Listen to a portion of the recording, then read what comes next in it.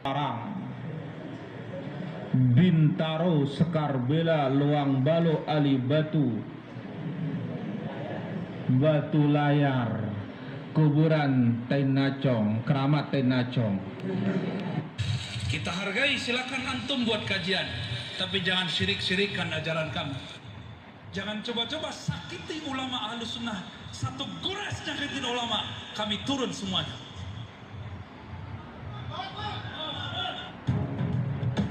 Kembali berulang dengan fatwa kontroversial menyesatkan. Dai Wahabi Salafi Mizan Qudusiyah dibuat malu oleh ulama terdama Indonesia. Berdasarkan tayangan yang beredar luas, salah satu dai Wahabi Salafi kembali membuat gaduh umat Islam Indonesia melalui pernyataan kontroversialnya. Akhirnya, ulama terdama Dr. Buya Ar-Razi Hashim MA angkat bicara. Berikut adalah tayangan selengkapnya. Oleh pernyataan kontroversial menyesatkan dari salah satu dai Wahabi Salafi amatir garis pinggiran. Dalam tayangan yang beredar luas itu, dai Wahabi Salafi Mizan Qudusiyah Al-Wahabi menyebut bahwa umat Islam Indonesia tengah terperdaya oleh perbuatan menyimpang dari syariah Islam yang sebenarnya. Menurutnya, umat Islam saat ini telah terbiasa mengerjakan amaliyah yang tidak memiliki dasar, baik dari Al-Quran maupun hadis Nabi Muhammad SAW, sehingga mereka terjerumus dalam perbuatan yang sangat sesat dan menyesatkan, yakni bid'ah dolalah. Umat Islam Indonesia yang hobi melakukan wisata religi ke tempat bersejarah, Maka apabila lembah tidak boleh kita datangi, fala yajuzu, maka tidak boleh mendatangi tempat-tempat yang lain dengan tujuan ibadah, dengan harus musafir, kecuali hanya 3 masjid. Berarti ngombe ang kunai lai no, kumbe ke dulu datang kita, sekarang sekali setahun untuk ziarah kemana? Makam Selaparang, Bintaro Sekar Bela Luang Balo Ali Batu Batu Layar Kuburan Tainacong Keramat Tainacong. sontak atas beredarnya tayangan menyesatkan penuh kebencian dari dai Wahabi Salafi garis pinggiran ini, ulama muda terdama yang kebakarannya sudah diakui di Indonesia akhirnya angkat bicara.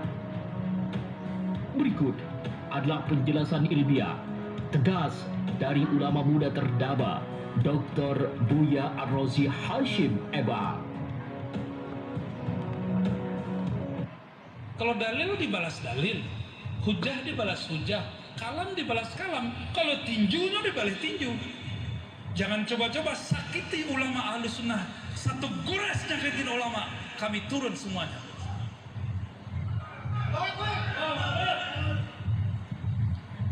Allahumma sholli ala sayyidina. Apa sebab kami berkalam begitu? Di India, di Pakistan, Bangladesh, orang maulid dibom. Pengen terjadi negara begitu. Dan negeri kita Kabupaten Ibu Kota dan Payakumbuh sudah genting. Lah mulai kalam-kalam itu keluar, sufi-sufi agama baru, penyembah kubur. Lah mulai model itu. Maka kami tidak ridho guru-guru kita digitukan. Itu pertama. Nah, kedua tentang maulid. Sebelum sampai ke maulid, orang tuh pengen konfirmasi dulu tentang Zakir Naik. Tahu Zakir Naik? Ambo penikmat Zakir Naik dulu di Ketumudo. Tapi kemudian ada keganjilan dari Zakir Naik yang sangat hebat itu kata orang. Ini mengislamkan ribuan orang. Oke. Tapi Zakir Naik berkalam. Orang bertawasul itu syirik. Kalau sama lo Syekh Saleh Fauzan. Oke lah, hanya mengislamkan ribuan orang. Tapi berapa miliar umat dari masa ke masa mereka bertawassul. Untuk apa hanya mengislamkan ribuan orang tapi mensyirikkan miliaran umat dari generasi ke generasi? Maka kita kritisi, dan itu boleh-boleh saja. Masa kita kemudian harus menjaga hati terhadap minoritas tapi mayoritas kita lindas? Kita hargai, silakan antum buat kajian, tapi jangan syirik-syirikkan ajaran kami. Ya, silakan antum berkomunitas, silakan katakan kami ahli bid'ah, tapi jangan cubu-cubu di muka kami.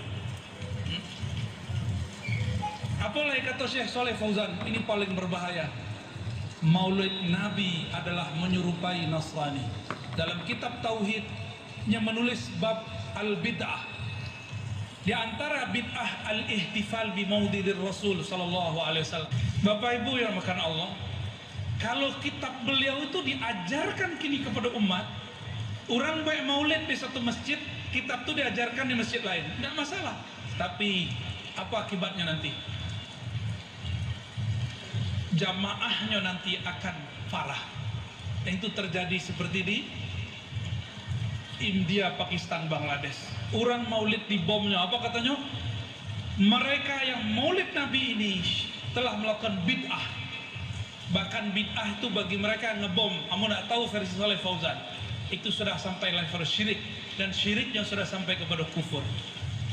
Jadi jangan heran imam masjid Makkah yang kita puji-puji Salamoko itu bermasalah itu. Syekh Sudais, Imam Ahlus Sunnah di Makkah, namanya Said Muhammad Alawi Al-Maliki. Beliau bertawassul, meninggal beliau, Sudais tidak mau menyolatkan. Sampai model itu kebencian mereka. Cuma kan kita masih memperdengarkan, aneh. Madrasah Ma'had Ahlus Sunnah tapi style tartilnya Sudais. Ya kan? Kita tidak pernah benci dengan Sudais, tapi Sudais pernah menyakiti umat, menyakiti ulama. Ini anggap Syekh Sayyid Muhammad Alawi Al-Maliki mursyid tarekat Idrisiyah, mursyid tarekat Ba'lawiyah, mursyid tarekat Naqsyabandiyah dan Qadiriyah, dianggap sebagai musyrik. Innal hamdalillah nahmaduhu wa nasta'inuhu wa nastaghfiruh ونعوذ بالله من شرور أنفسنا وسيئات أعمالنا من يهده الله فلا مضل له ومن يضلل فلا هادي له أشهد أن لا إله إلا الله وحده لا شريك له وأشهد أن نبينا محمدا عبده ورسوله. Kita kenapa disyariatkan ziarah ketiga, Mas? Ini dia.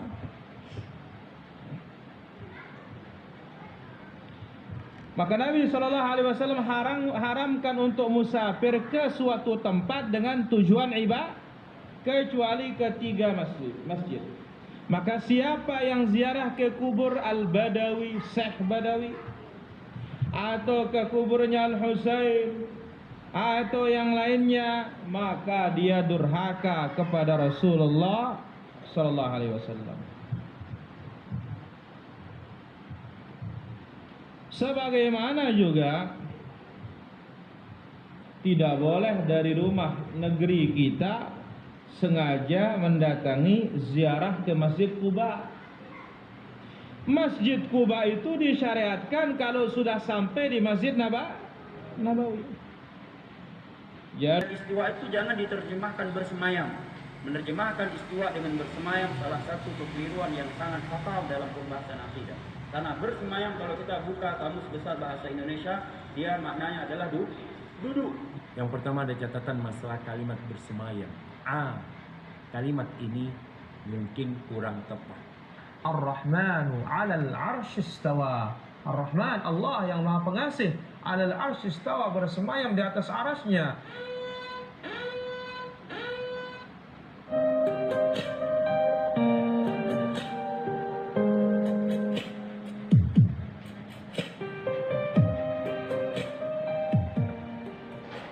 Assalamualaikum warahmatullahi wabarakatuh. Pada kali ini kita akan membahas tentang Ustadz Wahabi yang ramai-ramai menyalahkan Syekh Ibnu Taimiyah, Imam Wahabi sendiri. Sebagaimana yang kami tampilkan di depan tadi tentang video Ustadz Dzulqarnain Sanusi, Ustadz Farhan Abu Farhan Al-Wahabi, dan Ustadz Syafiq Basalamah Al-Wahabi mengatakan dan tidak sepakat jika istawa itu diartikan bersemayam. Karena arti bersemayam di dalam bahasa Indonesia adalah duduk.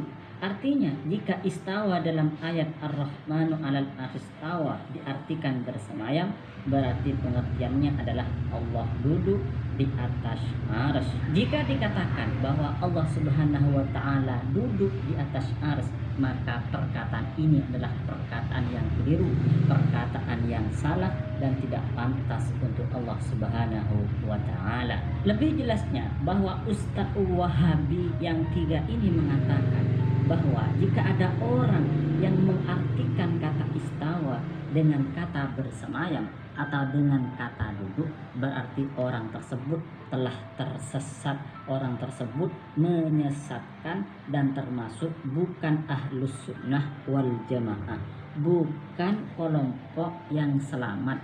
Dia akan masuk neraka karena termasuk golongan yang tersesat. Dan ternyata Syekh yang mengatakan bahwa Allah Ta'ala itu duduk, Tuhan itu duduk, adalah salah satunya Syekh Ibnu Taimiyah, Syekhnya Wahabi, ulamanya Wahabi, panutannya Wahabi, dan imamnya Wahabi. Jadi di dalam salah satu pernyataan Syekh Ibnu Taimiyah mengatakan bahwa kata Syekh Ibnu Taimiyah, Tuhan itu duduk, Allah itu duduk, tetapi duduknya Tuhan, duduknya Allah tidak sama dengan duduknya manusia.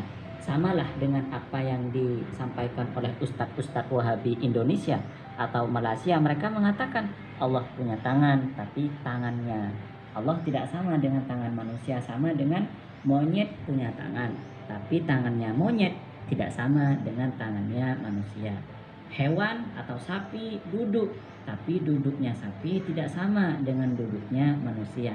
Jadi dari ucapan para Wahabi itu memberi pemahaman kepada kita atau mengindikasikan bahwa mereka itu menyamakan Allah, menyerupakan Allah dengan makhluknya, dengan makhluk Allah Subhanahu wa taala. Yaitu mereka mengatakan bahwa Allah Ta'ala itu duduk. Berarti sifat duduk ini kan punyanya manusia, miliknya manusia. Cuma para Wahabi mengatakan bahwa cara duduknya Allah itu tidak sama dengan cara duduknya manusia. Adapun pernyataan Syekh Ibnu Taimiyah yang mengatakan, yang mengindikasikan bahwa Syekh Ibnu Taimiyah itu berpendapat Allah Ta'ala duduk, Tuhan itu duduk, berada di dalam kitab Majmu'ul Fatawa. Baik, kita baca ya. Wa idza kana qu'udul mayyit fi qabrihi laisa huwa mithla qu'udil badan.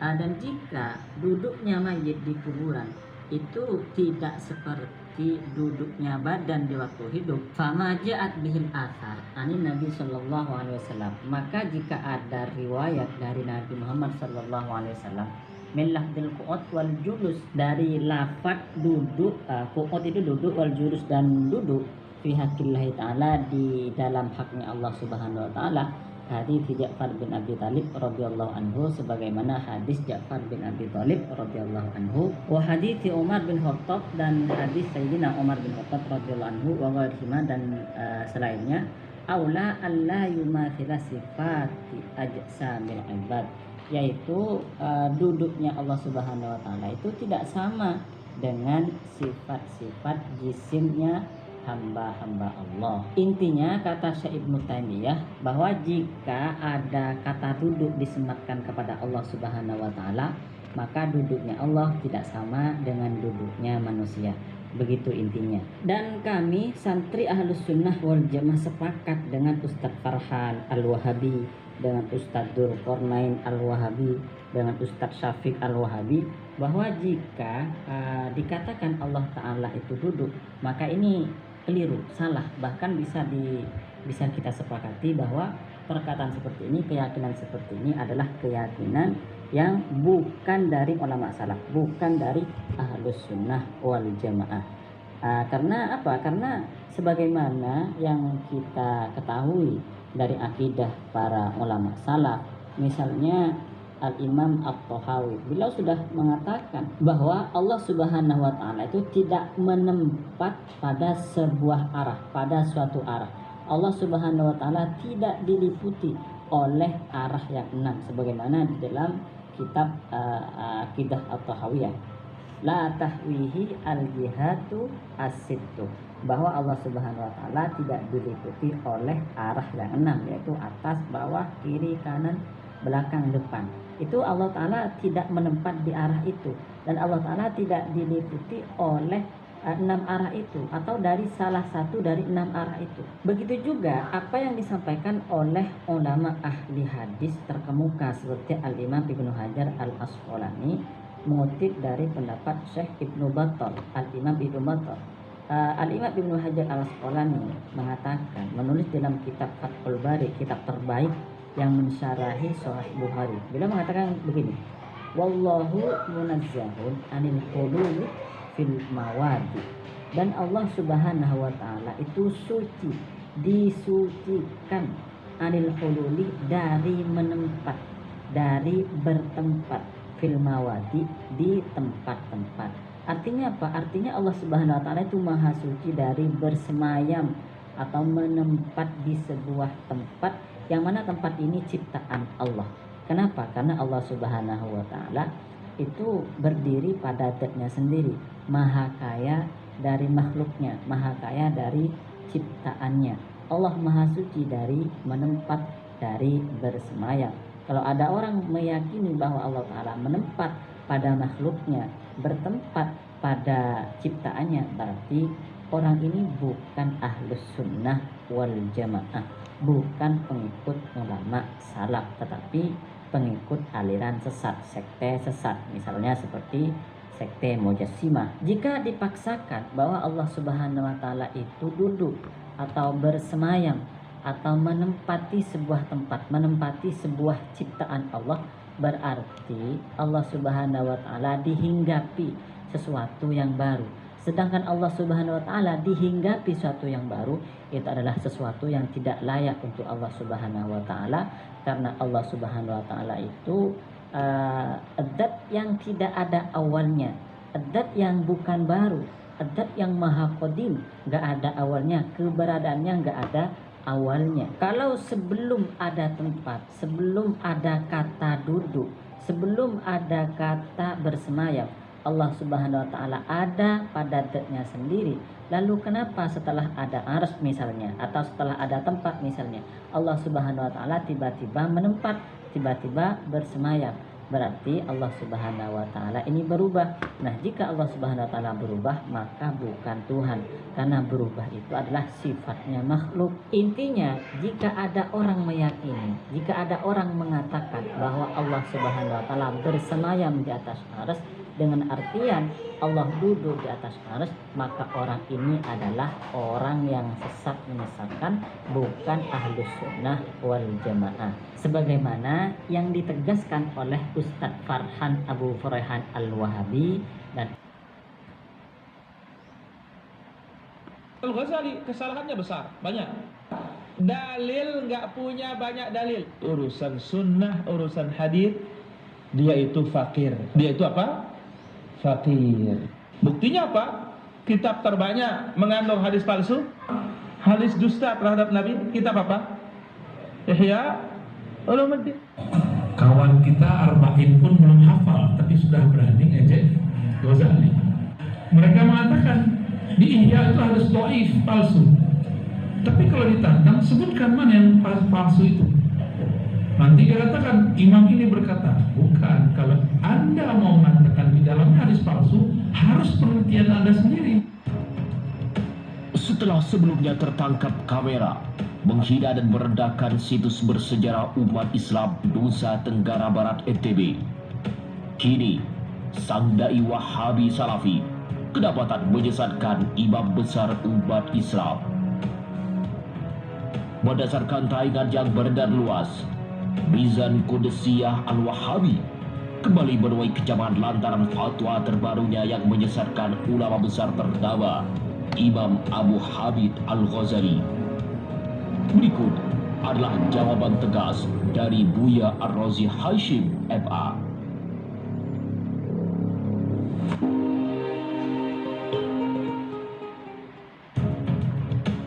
Dilansir dari media kebanggaan para Wahabi Salafi, Roja Wahabi. Dunia maya kembali dibuat gaduh oleh pernyataan kontroversial menyesatkan dari salah satu dai Wahabi Salafi. Setelah sebelumnya sang dai Wahabi membuat gaduh umat Islam melalui pernyataan provokatifnya yang menghina umat Islam Nusa Tenggara Barat, kini sang dai Wahabi Salafi malah tertangkap kamera membuat ulah lagi. Dalam tayangan video yang menjadi perbincangan hangat para netizen budiman Indonesia itu, Mizan Qudusiyah Al-Wahabi menuding bahwa junjungan umat Islam dunia yang dijadikan sebagai rujukan oleh berbagai pondok pesantren yang ada di Indonesia, termasuk ulama sesat dan menyesatkan. Dalam pandangannya, Hujjatul Islam Imam Abu Hamid Muhammad bin Muhammad Al-Ghazali adalah termasuk ulama yang tidak paham dalil sahih. Hal ini menurutnya terbukti melalui karya-karyanya yang sangat dijadikan rujukan oleh para santri dan kiai di Indonesia, yakni kitab Ihya Ulumuddin. Tidak hanya itu, untuk meyakinkan para jamaah Wahabiyah, Mizan Qudusiyah Al-Wahabi menggunakan pendapat para imam mereka hanya untuk menyesatkan dan merendahkan Imam Al-Ghazali.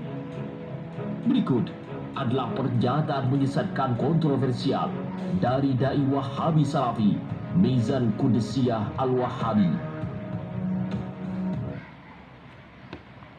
Al-Zahabi berkata, Lil Ghazali ghalatun kathir. Al-Imam Al-Ghazali bashar, manusia. Nah, beliau mengatakan Al-Ghazali kesalahannya besar, banyak. Wa tanaqudun fi tawalifihi. Dalam tulisannya banyak yang kontradiksi, berlawanan. Dalil nggak punya banyak dalil, ilmu dalil nggak punya, ilmu sunnah nggak punya. Buktinya apa? Kitab terbanyak mengandung hadis palsu, hadis lemah, hadis dusta terhadap Nabi. Kitab apa? Ihya Ulumuddin. Ala sa'ati ulumi, padahal ilmunya luas, ilmu pengetahuannya luas. Tapi urusan hadis, modalnya hadis itu sedikit, modalnya sedikit. Tapi urusan sunnah, urusan hadis, dia itu fakir. Dia itu apa? Fakir. Maka atas beredarnya pernyataan syubhat menyesatkan dari dai Wahabi Salafi Mizan Qudusiyah Al-Wahabi ini, ulama ternama Indonesia yang kebakarnya sudah diakui bahkan membuat takut para dai Wahabi Salafi, yakni Dr. Buya Ar-Razi Hashim, angkat bicara. Berikut adalah bantahan ilmiah yang bersumber dari Al-Quran dan hadis dari ulama yang ternama di Indonesia, Buya Ar-Razi Hashim FA. Jadi hadis-hadis di India itu ada sekitar aqrab ila 5,000. Jadi hampir 5,000-an. Belum lagi kalam-kalam sahabi, kalam-kalam tabi'in itu bisa sampai puluhan ribu. Dan Imam Abu Hamid Al-Ghazali kullama syaraha syai' bada'a bil Qur'an wa thanna bisunnah wa thallatha bi kalamil a'imah min as-sahaba wa tabi'in. Ya. Jadi mereka kalau baca kitab Ghazali itu setiap kali memulai satu bab selalu ada kalam Allah, kalam Nabi, lalu ada kalam sahabat tabi'in. Sangat salah sekali. Tapi banyak hari ini anak kurang ajar, baru belajar kembali sore, walaupun baru cuma 1 dan 2, baca kitab Ghazali pun belum pernah khatam. Karena ada gurunya yang mengatakan di kitab Ghazali ada hadis palsu, lalu dia taklid kepada gurunya. Padahal dia sendiri tidak pernah menyebut hadis manakah yang dia sebut palsu. Oke, kita sebut palsu. Imam pengikut Imam Ghazali namanya Tajuddin As-Subki. Jaraknya sudah panjang. Beliau muhaddis, hafal Sahih Bukhari, Muslim dan lainnya. Beliau hafal Sahih Bukhari, Muslim, masih ikut Imam Ghazali. Kawan kita Arba'in pun belum hafal, tapi sudah berani ejek Ghazali. Apa yang terjadi? Mereka mengatakan di Ihya itu ada dhaif, palsu. Tapi kalau ditantang, sebutkan mana yang palsu itu. Nanti dia katakan, imam ini berkata, bukan, kalau Anda mau mengatakan di dalamnya hadis palsu, harus penelitian Anda sendiri. Jangan menumpang dengan penelitian orang lain.